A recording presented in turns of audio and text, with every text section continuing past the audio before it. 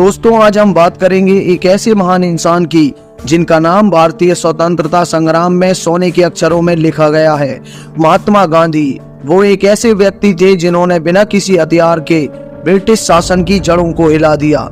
उनका जीवन साधारण होते हुए भी असाधारण था।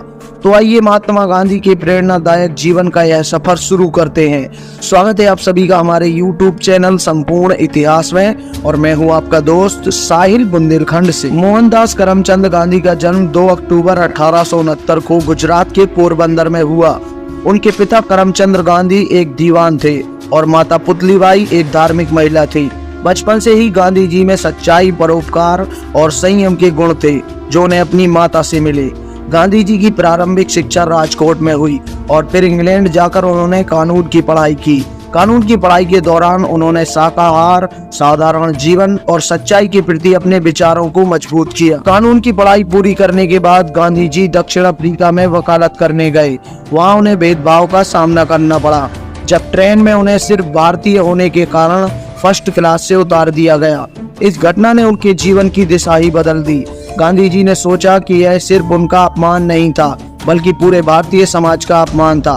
यहीं से उन्होंने अन्याय के खिलाफ लड़ने का संकल्प लिया।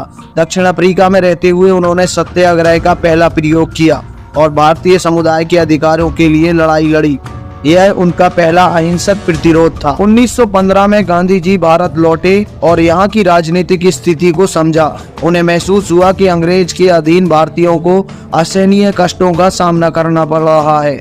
उन्होंने सबसे पहले चंपारण में किसानों के अधिकारों के लिए सत्याग्रह शुरू किया, जहाँ उन्हें सफलता मिली। इसके बाद खेड़ा और अहमदाबाद में भी उन्होंने आंदोलन का नेतृत्व किया। इन छोटे छोटे आंदोलनों ने गांधी जी को भारत में एक जन नायक बना दिया। 1920 में गांधी जी ने असहयोग आंदोलन शुरू किया। उन्होंने लोगों से विदेशी वस्त्रों का बहिष्कार करने और स्वदेशी वस्त्र अपनाने की अपील की। उनका कहना था कि हमें अपनी ताकत को पहचानना होगा और अंग्रेजी हुकूमत की अर्थव्यवस्था को कमजोर करना होगा। लाखों भारतीयों ने विदेशी वस्त्र जलाए और खादी अपनाई। यह आंदोलन एक ऐसी लहर बन गया जिसमें सभी वर्ग के लोग शामिल हो गए। असहयोग आंदोलन ने स्वतंत्रता संग्राम को एक नई दिशा दी। 1930 में गांधी जी ने अंग्रेजों के बनाए नमक कानून का विरोध करने के लिए एक ऐतिहासिक यात्रा की, दांडी मार्च। उन्होंने साबरमती आश्रम से लेकर दांडी गांव तक की 240 मील लंबी यात्रा की। इस यात्रा में गांधी जी के साथ हजारों लोग शामिल हुए और वहां पहुंचकर उन्होंने समुद्र के पानी से नमक बनाकर नमक कानून का उल्लंघन किया। यह आंदोलन ब्रिटिश सरकार के खिलाफ भारतीयों की एकता का प्रतीक बन गया और इसे पूरे देश का समर्थन मिला।